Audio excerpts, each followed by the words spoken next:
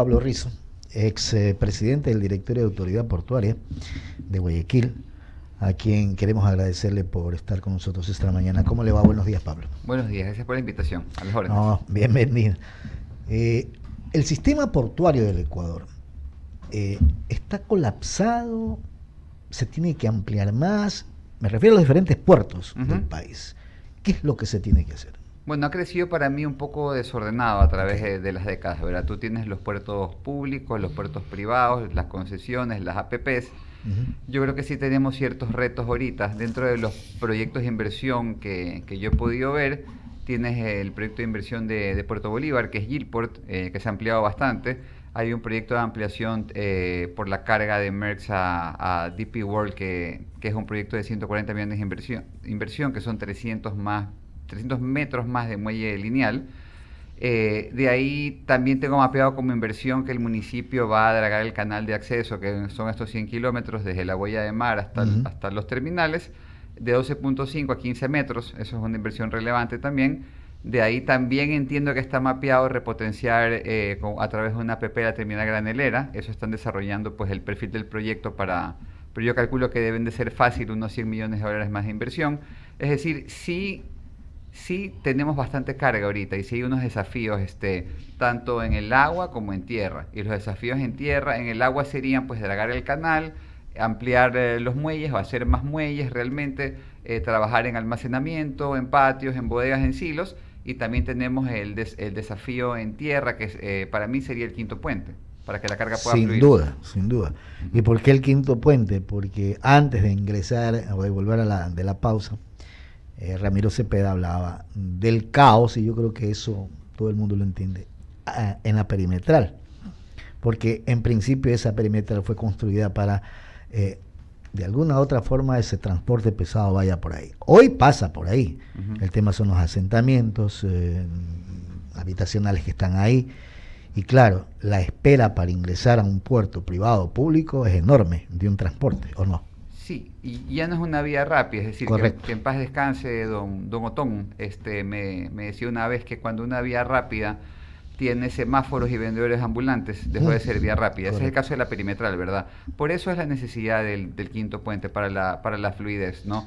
En el tema de los puertos privados, entiendo que están trabajando con el municipio y las autoridades y con el MTOP para poder hacer una ampliación realmente, ¿no? Y declarar zona portuaria esa zona para poder hacer ciertas inversiones para que pueda haber más fluidez y coexistir los puertos con la población, porque se entiende que una zona portuaria pudiera decir, bueno, hay que desplazar a la población, pero no es así. O sea, el puerto de Cartagena, en el que acabo de estar hace poco, tiene un edificio, tiene una ciudadela al lado del puerto. Tú te puedes asomar a ver las operaciones. Entonces, hay muchos países, muchas ciudades donde conviven los puertos con la población y no pasa nada. Sí, pero la población de la que conviven en algunas ciudades con los puertos no es igual pues, a la población que convive aquí al puerto de Guayaquil. Pero imagínese que haya un desastre. Sí, pero imagínese que haya un desarrollo tal que los puedan emplear.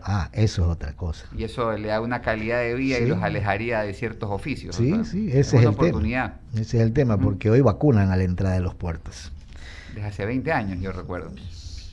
Y si no pagan... Claro, antes de que esté de moda la vacuna, ya vacunaban. Sí, pero es un tema que complica. Son adelantados a los tiempos. Adelantados a los tiempos. Manta, Puerto Bolívar, ¿cómo están esos puertos? ¿Cómo los dejan de alguna u otra manera para aliviar la carga del puerto de Guayaquil? Puerto Bolívar se ha convertido para mí en un puerto estratégico minero, realmente. Comenzó siendo bananero, pero yo creo que el futuro de ellos es la minería. Y por eso son las inversiones que están haciendo bastante relevantes, diría yo. Son uno de los que más invierten ahorita. Y Manta fue concebido como un puerto containero al principio. Hubo mucha expectativa por la refinería del Pacífico, lo cual quedó pues en un terreno, truncado, como todos sabemos, ¿no? Y ellos de una u otra manera se hicieron un hub logístico para los vehículos. Es decir, los 100.000 vehículos que vienen al Ecuador entran por ahí. Entran por ahí. También es un puerto que mueve una cantidad interesante de cereales, tiene ciertos molinos cerca de Manta. Es decir, yo he visto que ciertas industrias tienden a moverse cerca de los puertos. Entonces, ahí es cuando yo digo que si Guayaquil se demora en hacer sus inversiones, es posible que ciertas industrias puedan moverse. Le pongo el caso hay una cerera grande que estaba en Quito y se vino a Milagro, por decir. Entonces, todo esto se va moviendo. O sea, Guayaquil, sí, correcto. Guayaquil tiene la ventaja de tener tanto el outerland como el interland, es decir, tiene la fortaleza hacia afuera, hacia el agua, y estamos cerca de las industrias, ¿no? Pero si nosotros nos dormimos en los laureles y no hacemos las inversiones necesarias en el puerto de Guayaquil, que es la repotenciación, que es el dragado, la ampliación de muelles, el almacenamiento, etcétera, ¿verdad? Pero eso está en proceso, ¿no? Está en proceso, así es, toma su tiempo, pero si nosotros nos dormimos, la carga no va a esperar, la carga se va a ir a otros puertos. Claro, ¿no? Y ahí complica la situación. O sea, va en detrimento, yo diría, que de los puertos de Guayaquil, ¿no? Claro, del desarrollo y crecimiento, como debe ser un puerto de alguna otra normal, manera. Tienen que haber las facilidades, entiendo que todo está enrumbado, pero no nos podemos demorar. O sea, no podemos pensar que por nuestro interland, por la cercanía a las industrias, la carga se mueve, ¿no? Es lo que yo he visto. De hecho, en Manta hay mucha industria tunera que exporta por allá, ¿o no? Claro, así es. Y en ese sentido, Manta tiene un desarrollo bastante considerable en el crecimiento de las exportaciones del puerto de Manta y por la ampliación que se han generado, inclusive hasta por turismo, ¿no? Correcto, un molino grande que estaba en la sierra y puso su planta en Manta por la cercanía del puerto. ¿Qué dijo el molino? Yo importo trigo al granel porque necesito hacer harina para poder vender pasta o galletas. Entonces, puso su fábrica ahí. Entonces dice, bueno, acá tengo 14 metros de escalado, tengo muelle al arribo, estoy cerca. Entonces, ahí hay un ejemplo clarito de que las industrias se van moviendo, ¿verdad? Ya no le sirvió estar en Quito. Antes estaba en Quito y descargaba en Guayaquil. Ahora hace todo en Manta. Lo cual está bien, pero por eso yo digo, la carga no espera. Hay que moverse rápido. Ramiro. Pablo, el Ecuador ha firmado acuerdos de comercio y uno de ellos, el más importante, es con China. Y esto significa un movimiento, una carga impresionante, tanto de ida como de vuelta. ¿Los puertos del Ecuador están preparados para este desafío? Pensaría que sí, si tú consideras todos los puertos. El tema es que ya a nivel regional ya comenzamos a tener ciertos players importantes como Chancay. No terminan de inaugurar Chancay y han anunciado un puerto más grande que es el puerto de Corio, un puerto minero gigante que van a hacer en el Perú. El Perú por lo menos nos da 10 a 1 en inversiones portuarias realmente. No nos podemos quedar atrás, ¿no? Pensaría yo que sí, que estamos listos realmente. Como les digo, es importante el dragado, es importante que la señalética esté en buenas condiciones, es importante ampliar las carreteras. O sea, para poder atender a China bien necesitamos el quinto puente, necesitamos las profundidades, necesitamos repotenciar las terminales realmente. Y aprovechando, pues, bienvenida Andrea, también debemos apuntar a que todos los puertos sean carbono neutro. Ya. Todos. Antes del carbono neutro, vamos a la administración de los puertos. ¿Cómo debería ser la administración de los puertos? Porque yo he paseado por algunos y esencialmente son de administración privada y casi se manejan como un mundo aparte, con autoridades aparte, con un sistema de aduanas aparte. No digo que aislado de la autoridad central, pero sí especializados en los temas que tienen que ver con puertos, con migración y por supuesto, con impuestos, porque ahí se mueve una cantidad importante de variables que tienen que ver con la administración pública, que tienen que ver con la caja fiscal, pero que esencialmente tienen que ver con un régimen especial que se mueve en puertos y aduanas. A ver, en Guayaquil el puerto de Guayaquil tiene múltiples terminales públicas y privadas, esa es la realidad. Pero para mí está mal ordenado el sistema nacional portuario. ¿Por qué? Porque el ente rector es la subsecretaría de puertos, digamos, la autoridad máxima portuaria en el Ecuador, que vendría a ser es una parte del Ministerio de Transporte, ¿verdad? Que el subsecretario de puertos en teoría pues debería ser un secretario de puertos, ¿no? Y ahí tienes las 4 autoridades portuarias, que cada una tiene su directorio, que cada una tiene su presidente, que cada una tiene su gerente. Entonces, para mí realmente es un relajo. Lo que yo propongo, o lo que yo estoy diciendo últimamente, es que ese subsecretario de puertos debería estar adscrito a la presidencia de la República y debería haber un secretario nacional de puertos que se encargue de ordenar los puertos, porque ahorita es un poco confuso realmente, porque tú tienes, es decir, la autoridad sobre los puertos públicos son las autoridades portuarias, ¿verdad? Y sobre los privados responden directamente al MTOP. Entonces ahí tienes algo. Cuando están haciendo lo mismo, pero uno lo está haciendo el privado y el otro lo está haciendo el público. Es servicio público, es lo mismo, así es. O sea, la rectoría no tiene... ¿Por qué ser bicéfala? No tiene la relevancia que debería de tener. Creo que está mal armado, es un muñeco que está mal armado. Hay que volverlo a armar bien, porque un secretario nacional de puertos es el que debería gobernar los puertos públicos y privados realmente. Perfecto. Déjeme darle la bienvenida, aunque usted ya se fue adelantando, a Andrea González, que está llegando tarde. Gracias, Pablo, gracias. Estás llegando tarde, Andrea, son 10 para las 9, terrible, está mal, terrible. Por favor, que sea la última Problemas vez. domésticos, Así estamos, domésticos. mal comienzo. Andreita, buenos días, ¿cómo estás? Buenos días, muchachos jóvenes y actuales. Pablo, querido, gracias por darme la bienvenida. Se te adelantó efectivamente, mi querido Ramiro, pero todo bien, aquí realmente... A ella le pica así que pregunte de una vez. De una vez yo pregunto, ya que me dejaste la bandeja servida. Pablo, coincido contigo que Perú nos ha dado palo, para ponerlo en cristiano, en el avance del tema de los puertos. ¿Por qué crees tú que hay esta separación entre lo privado y lo público? Y bueno, dentro de mi experiencia, lo que he escuchado, la queja común dentro de los puertos privados es que se maneja mejor lo privado con lo privado que con ayuda de lo público. No voy a citar quién, pero nos comentaban que en realidad cuando se trabajó con el sector público había muchas trabas y mucha corrupción. Ya. Voy a dejarlo ahí. ¿Qué crees tú que se puede hacer para que la empresa privada vuelva a confiar en poner en sus manos, o sea, en el del sector público, el manejo de los puertos? Bueno, a ver, desde el año 98 los puertos se comenzaron a delegar a operadores privados, digamos, ¿no? A pesar de eso, igual sigue siendo medio engorroso la relación entre el público-privado, por más de que esté concesionado o sea alianza público-privado, pero yo lo he vivido realmente, ¿no? El puerto privado es manejado como una empresa, todo tiene mucha más celeridad y es correcto lo que tú dices, ¿no?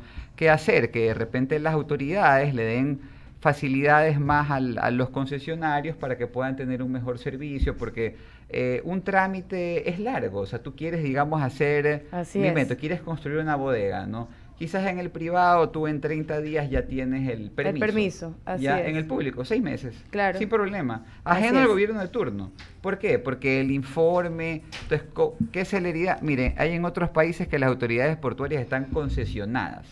¿Ya? Y eso realmente sería algo interesante, porque si no es eficiente una autoridad portuaria, ¿y por qué no es eficiente? No porque sea pública, sino porque le quitaron el dinero. Desde el año 2014, el expresidente Correa hizo un decreto y se llevó todos los recursos de los puertos a la caja fiscal. Entonces no sirve de nada cuánto recauden si no reciben el dinero. Así es. ¿Qué pasaría donde? Bueno, ya después va a salir la gente a decir que estamos diciendo que queremos privatizar todas las autoridades portuarias, pero por lo menos devolver los recursos, porque si tuvieran el dinero hubiera la celeridad. El problema de los puertos, de las autoridades portuarias, es un problema económico de disponibilidad de recursos, porque hay gente muy valiosa, hay gente de carrera en las autoridades portuarias, la verdad, yo las he conocido, ¿no? Pero sin dinero no avanzan. Entonces te dicen, quiero hacer tal cosa, sí, pero no hay plata para el proceso. Quiero hacer una licitación, no tengo plata para hacer las bases, por decir. Eso no puede pasar, pues, ¿no? O no debería, ¿no? Así es. ¿Cómo ves el tema del descontrol, valga la redundancia, del control marítimo que tenemos?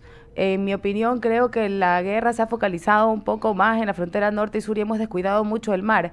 ¿Cómo afecta eso a la visión internacional de la seguridad de los puertos de Ecuador? Bueno, ahí creo que el papel de la Armada es vital. Nosotros, como puerto, realmente llegamos hasta el muelle, ¿no? El tema es que, y el escáner llega hasta el muelle. Entonces, claro, digamos que si hasta el muelle todo está bien, tú tienes una travesía de 4 horas o casi 100 kilómetros hasta llegar a la huella de mar. A mar abierto. Correcto. 2 horas, básicamente. Exacto. Entonces, ahí tuvieras que tener... O sea, una vez que cruzas Puná, ¿ya se considera mar abierto o antes de Puná? No, ahí está la huella de mar, sí. Ya. Hasta ahí eres responsable. Hasta ahí eres responsable, ¿no? Perfecto. Correcto. Entonces, si eso fuera custodiado, digamos, por la Armada, necesitas lanchas rápidas, eso sí es un montón de recursos. Control aéreo. Total. Es que los drones se caen, ¿cómo hacemos? Pues helicópteros, pero no hay que comprar. Pues. Por supuesto. Por lo menos esos no. Exactamente. Pues, si tuvieras el arsenal, digamos, ¿no? Y bueno, en algún momento se habló de militarizar los puertos, el tema es que es una buena idea que nadie quiere pagar. No, ese es el tema. Y ¿no? Te cuento que había cierto recelo de parte de los puertos privados, e incluso se comentaba que ellos tenían su propio entrenamiento canino después de entender lo importante que eran, por ejemplo, los perros en el control de la contaminación de los puertos, pero que les había resultado mejor hacerlo con privado que con público, pero en el tema del control marítimo sí creo que hace falta tecnología de punta para poder... tú, así a grandes rasgos, ¿creerías que Perú se posiciona como un país más seguro en su territorio marítimo que Ecuador? Sí, pero eso es lo que se ve, o sea, no la podemos tapar, es una realidad. Por eso las inversiones están yendo para Perú, realmente. Por la seguridad marítima que también el país... Por las facilidades también, en Perú reforman leyes, dan muchas facilidades que aquí en vez de estar revisando cómo subir impuestos, debemos estar viendo cómo podemos atraer la inversión realmente, ¿no? Y hablo a largo plazo, ¿no? Muchas de las cosas que no funcionan para mí deberían ser inclusive concesionadas o delegadas, no privatizadas, ¿no? Porque a veces se ha demostrado que el Estado no es un buen administrador de nada, realmente. Ni de lo privado ni de lo público. Pero preferiría que sea un Estado rentista, ¿no? Así es. O sea, que un presidente sube y diga, bueno, yo en rentas recibo tanto, ya veo qué hago. Pero en el momento que entra a contratar, ahí viene la corrupción y viene la ineficiencia, ¿no? Y pasa lo que pasa que no se le da mantenimiento hace 20 años al sistema eléctrico en varios gobiernos y colapsamos en un día. Con y el sistema de transmisión, ¿no? así es. Estamos expuestos si no llueve, estamos expuestos si llueve mucho. O sea, somos un país como que nos soplan y somos muy frágil, ¿no? Así es. El estado de los escáneres, del 1 al 10, ¿qué tan funcional están los escáneres de los puertos del país? ¿A las personas que están en este negocio les interesa que esto funcione o realmente es algo ajeno al movimiento como tal del rubro del negocio? No, sí les interesa, porque tú como exportador, a ti no te va a hacer ningún tipo de gracia que te digan, su contenedor llegó con 500 millones de dólares en droga y con 20.000 de productos, ¿no? Entiendo que en la gran parte de puertos están funcionando ya, pero insisto, Andrea, eso es un primer paso, ¿no? O sea, recordemos que el hallazgo en el puerto, la contaminación puede ser en desde la finca, el transporte, en cualquier lugar, pero ahí tienes el tema del agua, y ahí viene lo que hemos hablado de la Armada. Hay que dotar a la Armada de los insumos para que pueda cuidar la nave. Y hay total falta de control en esto. Acabo de ver una noticia justo hoy de 4.5 toneladas de cocaína que se encontraron en San Borondón, pero que esta persona no solamente era narcotraficante, sino dueño de una empresa de seguridad que tenía guardias en urbanizaciones en la vía a la costa que dan al manglar.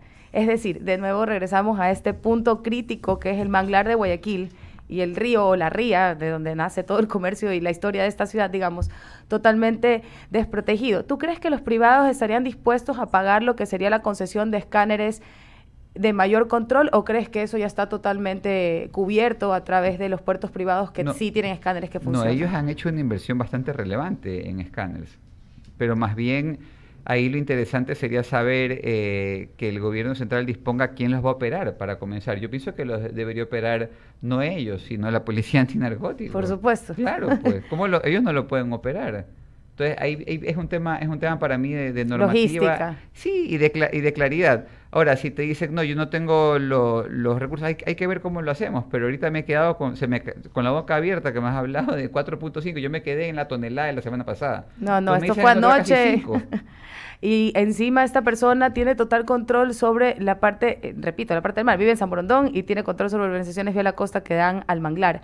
Entonces creería yo, y corrígeme si me equivoco, y para finalizar, porque ya le voy a pasar la pelota a mi querido abuelito, ¿cuál es el principal enemigo de los puertos de un país que debería tener a sus puertos como principales aliados para sacar adelante el país en el tema económico? Yo creo que esto es un tema país, todos somos usuarios, es decir, todos comemos gracias al puerto. Así es. Así es. Entonces, cualquier tipo de proteína que tú encuentres en el supermercado, la proteína vegetal pasó por un puerto, y toda la ropa que tenemos puesta y todo lo que hacemos es a través del puerto. Es decir, muchas pequeñas piezas para consumir cosas que se producen aquí, que es lo que siempre he estado tratando de explicar acerca del ISD, que no es solamente cualquier cosa que importa, sino cosas con las que produces cosas dentro del país también incrementan, pero efectivamente sin el puerto no existiría Guayaquil.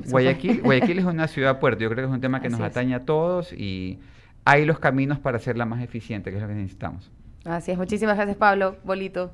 Gracias, Andrea. Póngase pila, Bolo. ¿Perdón? Póngase pila. Café doble, necesitamos un expreso doble. Pablo, leí en algún momento que el puerto de Guayaquil recibe el 95% de importaciones y 55% de exportaciones. ¿Estos porcentajes han variado?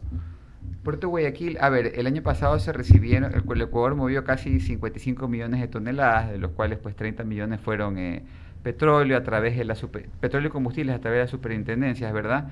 Y de ahí tienes casi otros 28, 29 millones en carga comercial. De esos 29 millones estamos hablando que el 90% se mueve a través de Guayaquil, pero no porque Guayaquil es chévere, es por nuestro, lo que les he hablado, el Outerland y el Interland, ¿verdad? Es decir, tenemos las facilidades para el ingreso, tenemos el calado y estamos cerca de las industrias. Entonces, cuando llega una carga a Guayaquil, que es lo que no pasa en Posorja, viene un carro de la sierra y trae un vívere y se lleva un contenedor de Guayaquil, entonces tiene doble flete transportista.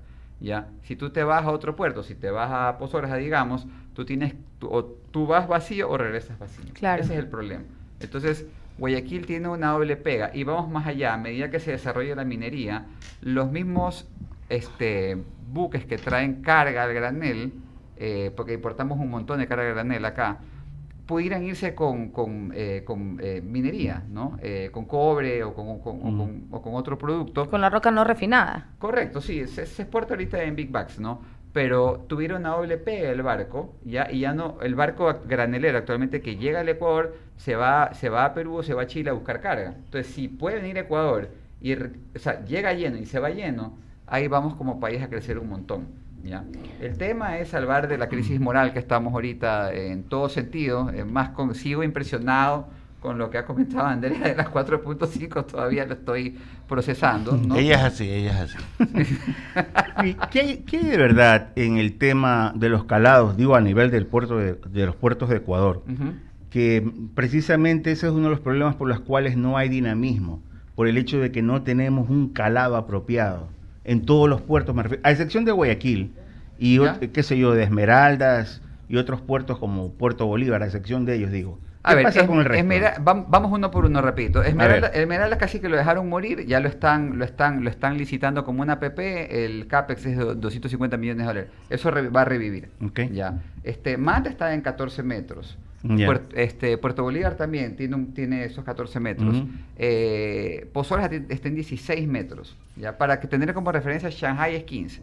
¿Ya? Ahora, el canal Guayaquil, la mayoría de los puertos están en 12 metros de calado, ¿verdad?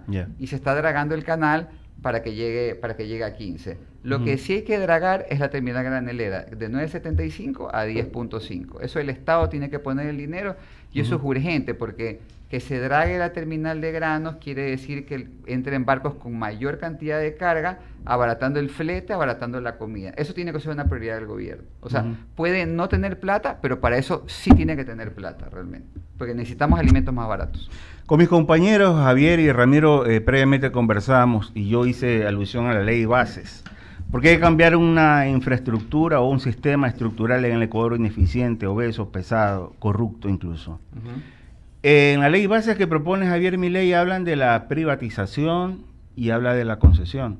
¿Por qué en el Ecuador la palabra privatización suena mal? Espanta. Porque sí se pierde un poco, yo creo que la soberanía. O sea, a ver, hay ciertos, veamos Chile como ejemplo, ¿no? Yo creo que recursos naturales o servicios estratégicos como los recursos hídricos, como los recursos mineros, como el servicio portuario, es algo que creo que sí debe estar al final del día en competencia en manos de los ecuatorianos, no de un privado. Puede estar delegada a la administración, ¿no? Entonces yo sí entiendo y yo me identifico con el tema de la privatización, que pierdes identidad. O sea, si el día de mañana privatizas el agua, digamos, estás en las manos de un privado y él puede decir, ahora el agua vale el triple, ¿y a quién le vas a reclamar? Pero podría ser un privado nacional, digo. Sí, pero tú también, o sea, hoy en día, a ver, veamos el caso de Interagua. O sea, EMAPAC es público, ¿verdad? Interagua es el operador. Ha funcionado por casi 30 años, bastante bien, diría yo, ¿no?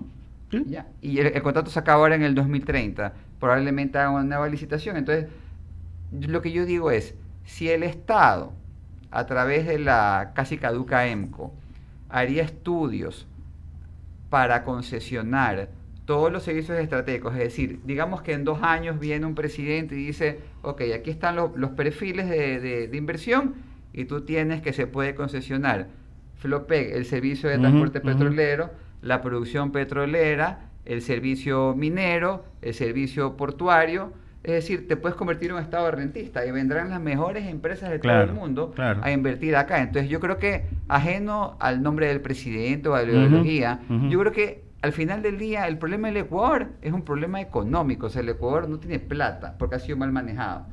¿Cuál es la forma de salir? Busquemos estos caminos, que es un legado, porque tenemos que pensar no solo en un periodo, sino de aquí a... Yo tengo hijos relativamente chiquitos, a 50, 100 años realmente, y ese es el legado. Mire los puertos cómo se han desarrollado en tan poco tiempo. Mire Pozorja. La Pozorja era un terreno. Mire esa APP, hoy en día tiene casi 500 millones de dólares ahí invertidos, ¿no? Que van a revertir al Estado hoy en día en manos de un privado, ¿verdad? Entonces, si la realidad nos está demostrando que ese es el camino, ¿por qué no hacerlo? O sea, ¿por qué no levantar, me invento, por qué no levantar un concurso? Habrán empresas privadas, le consulto a Andrea, interesadas en remediación ambiental del estero salado. Por supuesto. Y ahí está. Entonces, y así, y así muchos proyectos realmente. Pero se necesita la voluntad política, Claro. La visión. Y tienes en contra algunos años de ideología justamente en contra del tema, donde privatización y concesión son mala palabra y vemos como Exacto. carreteras a nivel Ujú. nacional se han destruido por no querer pagar un peaje. Entonces Correcto. esta idea de la gratuidad a través del gobierno es una idea implantada con mucho esfuerzo durante No, mucho tiempo. Y que ya hemos tiene visto que no romper. funciona definitivamente. No No funciona, funciona, y aparte, no funciona. y aparte la concesión, con la concesión se acaba la corrupción. Pues. Si el día de mañana usted concesiona todos los hospitales públicos, ¿quién roba? Ya nadie. Nadie, la competencia Así es es. sana Así es. y la verdad yo como ingeniera en Correcto. medio ambiente siempre he dicho que en la naturaleza la competencia es lo que ha hecho que las especies evolucionen. Pablo querido, muchísimas gracias por todo este punto de vista tan importante. Creo que vamos a un corte, muchachos jóvenes actuales. Vamos, lo que usted diga, lo que usted diga. Usted llegó ahí usted a ordena, patear usted el manda. Ahora Nos vamos a un corte y está ya en el venimos. sillón principal. ¿Cómo ya? Haga lo que Ese usted ese crea sillón tiene conveniente poder, y ¿sí querido. sabe? Sí, Es la tiene cabecera poder. cantonal, es la cabecera cantonal. Cabecera Sí, cantonal. ese es el presidente del directorio. Claro. Sí, más o menos. Claro, Exactamente. más Y el que paga la cuenta también, así. Sí, por favor, invite a los cafés.